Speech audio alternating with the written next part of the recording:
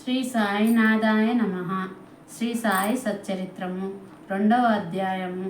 ఈ గ్రంథరచనకు ముఖ్య కారణము గ్రంథరచనకు పూనుకొనుటకు అసమర్థత. బాబా అభయము. వాడలో తీవ్ర వాగ్వివాదము. హేమాడ్ పంతు అను బిరుదునకు మూల కారణము గురువు యొక్క ఆవశ్యకత.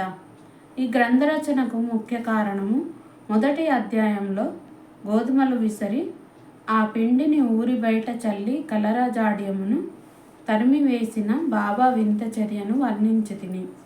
ఇదేగాక శ్రీ సాయి యొక్క ఇతర మహిమలు విని సంతోషించితిని. ఆ సంతోషమే నన్ని గ్రంథము వ్రాయుటకు పురికొల్పినది. అదేగాక బాబా గారి వింత లీలలను చర్యలను మనస్సునకానందము కలుగజేయును. అవి భక్తులకు బోధనలుగా ఉపకరించును, తుదకు పాపములు పోగొట్టును కదా అని భావించి బాబా యొక్క పవిత్ర జీవితమును వారి బోధనలను వ్రాయ మొదలెడుతిని. యోగేశ్వరుని జీవిత చరిత్ర తర్కమును న్యాయమును కాదు, అది మనకు సత్యమును ఆధ్యాత్మికమునైన మార్గమును చూపును. గ్రంథరచనకు పూనుకొనుటకు అసమర్థత. బాబా అభయము.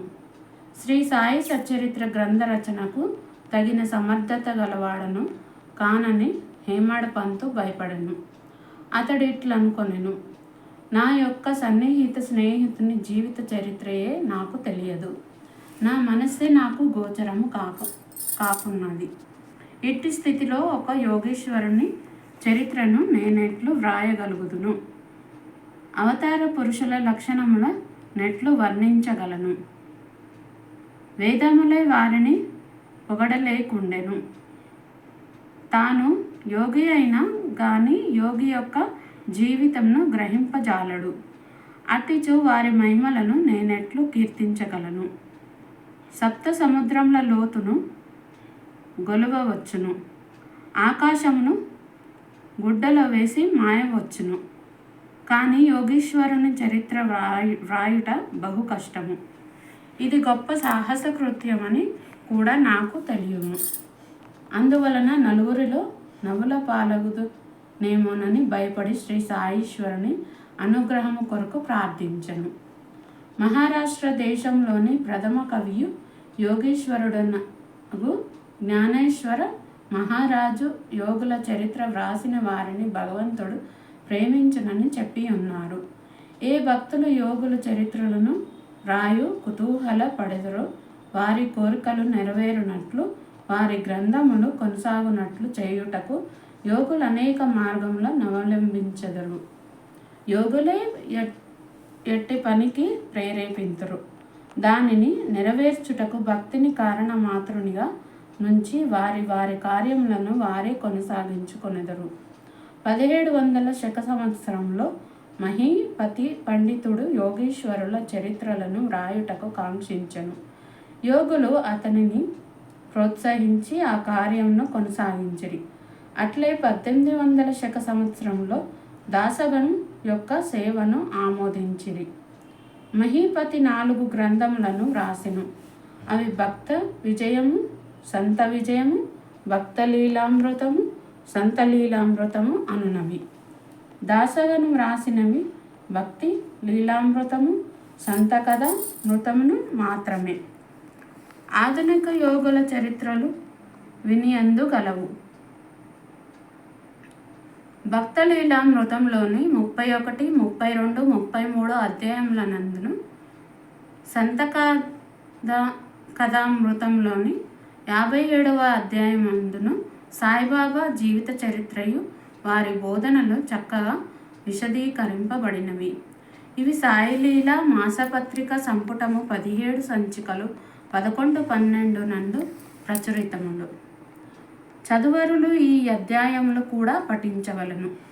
శ్రీ సాయిబాబా అద్భుత లీలలు బాంద్రా నివాసిని యగు శ్రీమతి సావిత్రిబాయి రఘునాథ్ తెండూల్కర్చే చిన్న పుస్తకంలో చక్కగా వర్ణింపబడినవి.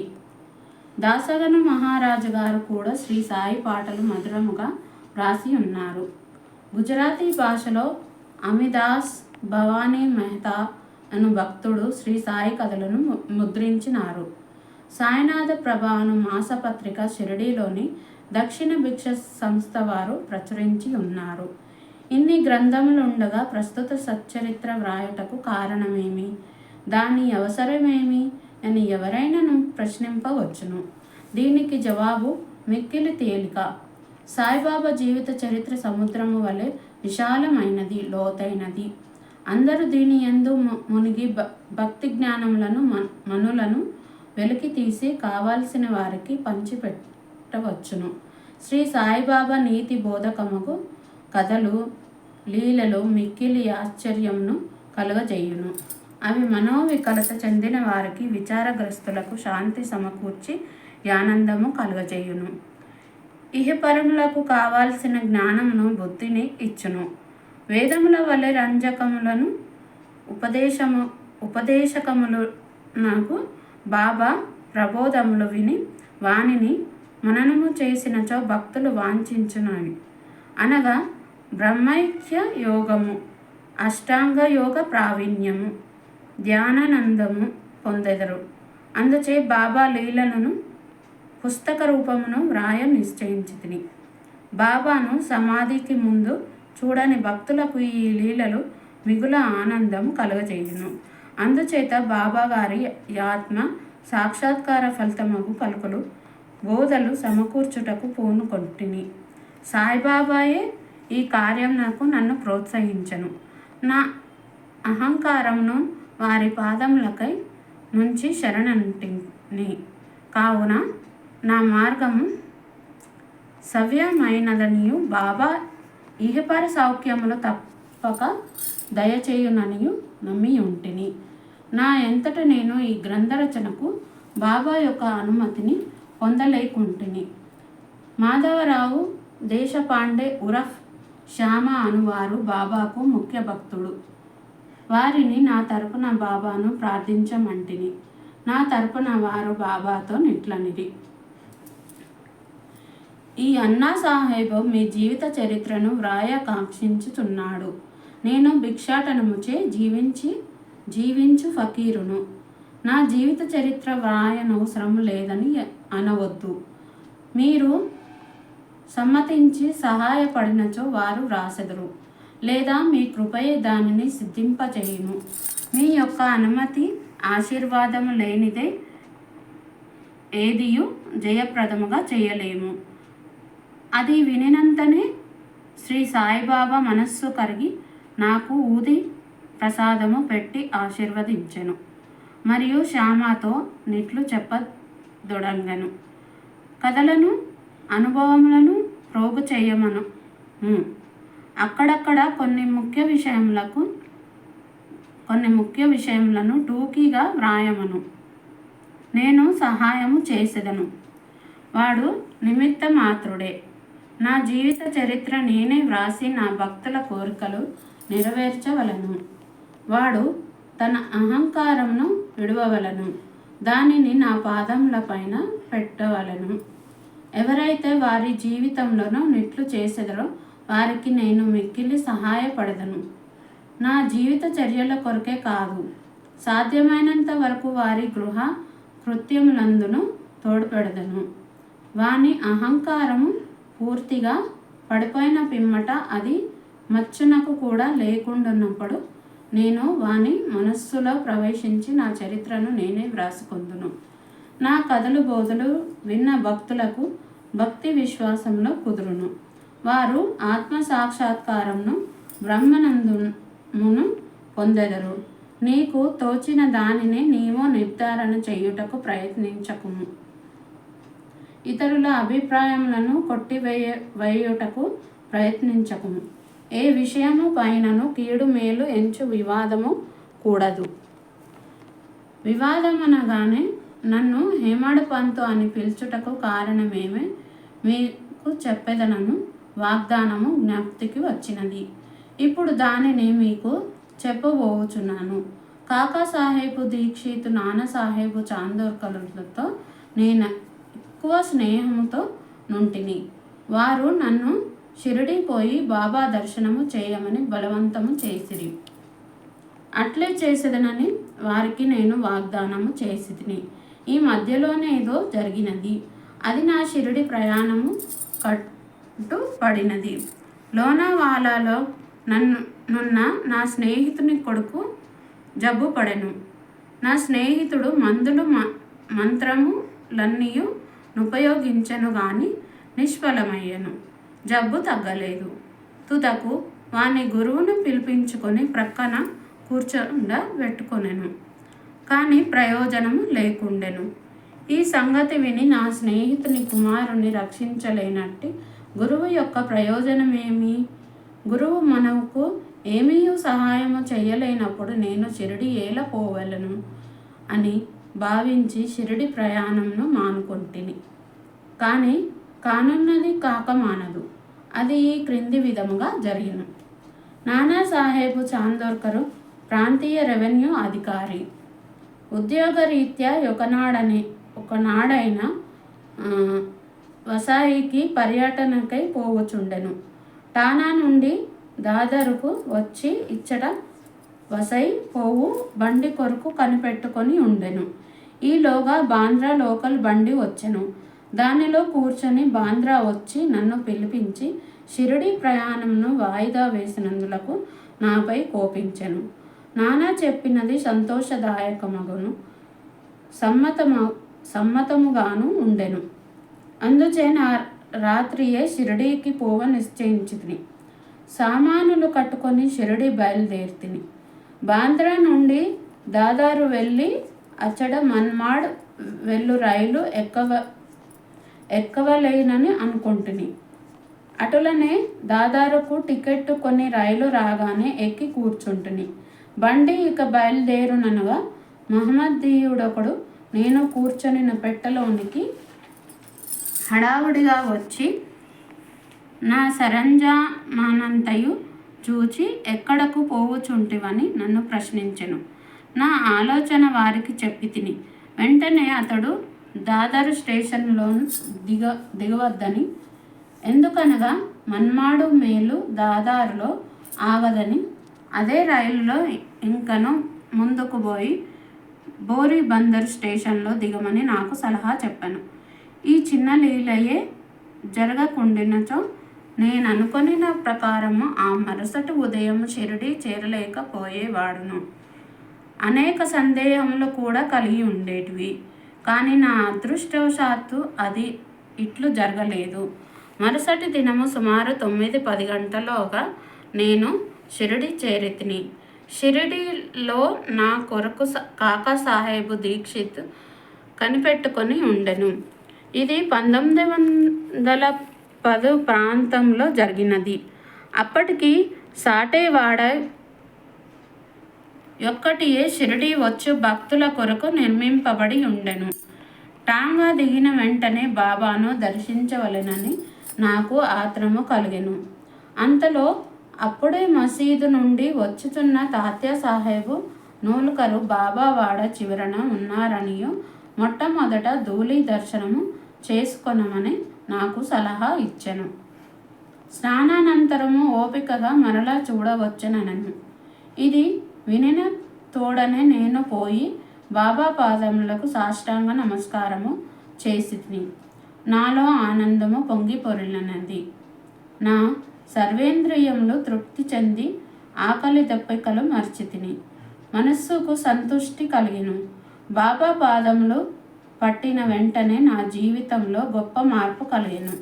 నాకు షిరిడి పోవాల్సినదని ప్రోత్సహించిన వారందరికీ నేనెంతో రుణపడినట్లుగా భావించితిని. వారిని నా నిజమైన స్నేహితులుగా భావించితిని. వారి రుణమును నేను తీర్చుకొనలేను. వారిని జ్ఞప్తికి తెచ్చుకొని వారికి నా మనసులో సాష్టాంగ ప్రణామము చేసితిని. నాకు తెలిసినంత వరకు సాయిబాబా దర్శనము వల్ల కలుగు చిత్రమేమన మనలోనున్న ఆలోచనలు మారిపోవును. వెనుకటి కర్మల బలము తగ్గును. క్రమముగా ప్రపంచమందు విరక్తి కలుగును. నా పూర్వజన్మ సుకృతముచే నాకీ దర్శనము లభించినదనుకొంటిని. సాయిబాబాను చూచినంత మాత్రముననే నీ ప్రపంచమంతయు సాయిబాబా రూపము వహించెను. వాడాలో తీవ్ర వాగ్వివాదము. నేను షిరిడి చేరిన మొదటి దినముననే నాకును బాలా సాహెబు బాటేకును గురువు యొక్క ఆవశ్యకతను గూర్చి గొప్ప వాగ్వివాదము జరిగెను. మన స్వేచ్ఛను విడిచి ఇంకొకరికి ఎందుకు లొంగి ఉండవలెనని నేను వాదించితిని. మన కర్మలను మనమే చేయుటకు గురువు యొక్క ఆవశ్యకత ఏమి? తనంతట తానే కృషి చేసి మిక్కిలి యత్నముతో ఈ జన్మ దుఃఖము నుండి తప్పించుకొనవలెను. మిక్కిలి యత్నముతో ఈ జన్మ దుఃఖము నుండి తప్పించుకొనవలెను. ఏమీయూ చెయ్యక సోమరిగా కూర్చొని వానికి గురువేమి చేయగలడు అని నేను స్వేచ్ఛాపక్షమును ఆశ్రయించితిని. బాటే ఇంకొక వాదమును పట్టుకొని ప్రారబ్ధము తరపున వాదించుచు కానున్నది కాకమానదు. మహానీయులు కూడా నీ విషయంలో నోడిపోయిరి. మనుజుడొక్కటి తలచిన భగవంతుడు వేరొకటి తలంచును. నీ తెలివితేటలను అటుండనిమ్ము. గర్వము కానీ అహంకారము కానీ మీకు తోడ్పడవు అనెను. ఈ వాదన యొక్క గంట వరకు జరిగెను. కానీ యథమిద్దమని ఏమీయూ తేలలేదు. అలసిపోవుటచే ఘర్షణ మానుకొంటిమి. ఈ ఘర్షణ వల్ల నా మనశ్శాంతి తప్పినది. దేహాత్మబుద్ధి అహంకారము లేకున్నచో వివాదమునకు తావులేదని గ్రహించితిని. 1000 ఏళ్ల వివాదమునకు మూల కారణము మహాకారము. ఇతరులతో కూడా మేము మసీదునకు పోగా బాబా కాకాను పిలిచి ఇట్లడిగెను, వాడాలో నేమి జరిగినది? ఏమిటా వివాదము? అది దేనిని గూర్చి? ఈ హేమాడ పంతు ఏమనుచున్నాడు? ఈ మాటలు విని నేను ఆశ్చర్యపడుతుని. సాటేవాడ మసీదునకు చాలా దూరంగా నున్నది. మా వివాదము గూర్చి బాబాకెట్లు తెలుసను? అతడు సర్వజ్ఞుడై ఉండవలను. లేనిచో మా వాదననెట్లు గ్రహించును? బాబా మన అంతరాత్మపై నధికారియే ఉండవచ్చును. హేమాడ పంతు అన్న బిరుదునకు మూల కారణం. సాయిబాబా నన్నెందులకు హేమాడ పంత్ అని పిలిచెనని ఆలోచింపసాగితిని. ఇది హేమాద్రి పంతు అను నామమునకు రూపాంతరం. దేవగిరికి చెందిన యాదవ వంశరాజులకు హేమాద్రి పంతు ప్రధానమాత్యుడు. అతడు గొప్ప పండితుడు, మంచి స్వభావము గలవాడు, చతుర్వర్గ చింతామణి, రాజప్రశస్తి అను గొప్ప గ్రంథములను రచించిన వాడు, మోడీ భాషను ఒక నూతన గణిత విధానంను కనిపెట్టినవాడు. ఇక నేను వానికి వ్యతిరేక బుద్ధి గలవాడను, మేధాశక్తి అంతగా లేనివాడను. మరి సాయిబాబా నాకెందుకీ బిరుదు నొసంగిరో తెలియకుండెను. ఆలోచన చెయ్యగా నిధి నా అహంకారమును చంపుటకొక అమ్మనియు నేనెప్పుడను అనకువ నమ్రతలు కలిగి ఉండవలనని బాబా కోరికయి ఉండవచ్చుననియు గ్రహించితిని. అంతకు ముందు వాడాలో జరిగిన చర్చలో నే చూపిన తెలివితేటలకు బాబా ఈ రీతిగా అభినందించి ఉండవచ్చున అనుకొంటిని. భవిష్య చరిత్రను బట్టి చూడగా బాబా పలుకులకు గొప్ప ప్రాముఖ్యము కలదనియు భవిష్యత్తు తెలిసియే బాబా ఇట్లననియు భావించవచ్చును. ఏలయనగా హేమాడ పంతు శ్రీ సాయిబాబా సంస్థానము చక్కని చాకచక్యముతో నడిపెను. సంస్థానము యొక్క లెక్కలను బాగుగా నుంచెను. అదే కాక భక్తి, జ్ఞానము, నిర్వ్యామోహము, ఆత్మ శరణాగతి, ఆత్మ సాక్షాత్కారము మొదలగు విషయములతో శ్రీ సాయి సచ్చరిత్ర అను గొప్ప గ్రంథమును రచించెను. గురువు యొక్క ఆవశ్యకత. ఈ వశమై బాబా ఏమనను హేమాడ పంతు వ్రాసి ఉండలేదు. కానీ కాకాసాహెబు దీక్షిత్ ఈ విషయమును గూర్చి తాను వ్రాసుకొనిన దానిని ప్రచురించెను. హేమాడ పంతు బాబాను కలిసిన 2వ దినము కాకా సాహెబు దీక్షిత్ బాబా వద్దకు వచ్చి షిరిడి నుండి వెళ్ళవచ్చునా అని అడిగాను. బాబా ఇట్లే అని జవాబిచ్చాను. ఎక్కడకు అని ఎవరో అడగగా చాలా పైకి అని బాబా చెప్పాను. మార్గం ఏది అని దీక్షిత్ అడిగాను. అక్కడకు పోవుటకు అనేక మార్గములు కలవు. షిరిడి నుంచి కూడా ఒక మార్గము కలదు. మార్గము ప్రయాసకరమైనది. మార్గమధ్యమున నున్న అడవిలో పులులు తోడేళ్ళు కలవని బాబా బదులెడెను. మార్గదర్శకుని వెంట తీసుకొని పోయినచో నని కాకా సాహెబు అడగగా అట్లయినచో కష్టమే లేదని బాబా జవాబిచ్చెను. మార్గదర్శకుడు తిన్నగా గమ్యస్థానము చేర్చును. మార్గ మధ్యమున నున్న తోడేళ్ళు పులులు గోతుల నుండి తప్పించును. మార్గదర్శకుడే లేనిచో అడవి మృగములచే చంపబడవచ్చును, లేదా దారి తప్ప గంటలలో పడిపోవచ్చుననెను.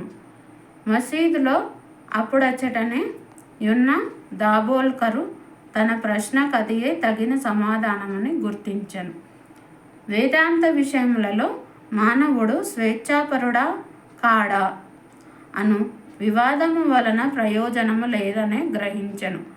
పరమార్థము నిజముగా గురుబోధ వల్లనే చిక్కుననియు రామకృష్ణుడు తమ గురువులైన వశిష్ఠ సాందీవులకు లొంగి ఎనకువత నుండి ఆత్మ సాక్షాత్కారము పొందిరనియు దానికి దృఢమైన నమ్మకము, నిష్ఠ, ఓపిక, సబూరి అను 2 గుణములు ఆవశ్యకమనియు గ్రహించను.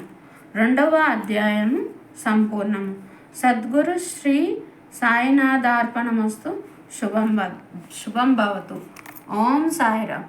ఓం సాయిరామ్.